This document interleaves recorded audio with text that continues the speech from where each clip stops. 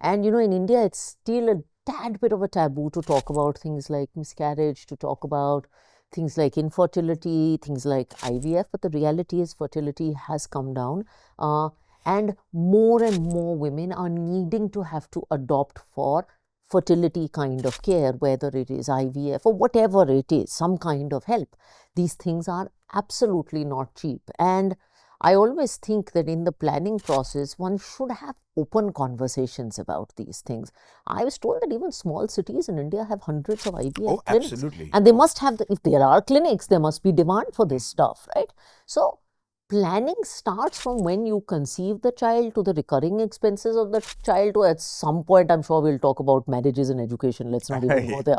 Yeah, I think for the metropolitan families, marriage and education is not as much a stress in the beginning. Yeah. But if you look at the lower and the smaller centers, the moment a girl child is born, the first concern the parent has more than the education is इसकी शादी के लिए क्या करें, बचाना शुरू करें, and it's a tradition, and it's it's Yes. difficult to get rid of that attitude. But I think it's far more important to educate the child Yeah. and hope that they are able to take care of themselves, as opposed to you being the backbone of their marriage in terms of your financial savings. But nevertheless, it's an Indian practice. It's such a catch-22 situation. Having a child earlier means upsetting your career, while waiting until you're in your mid-30s can bring fertility challenges and the high cost of procedures like the IVF.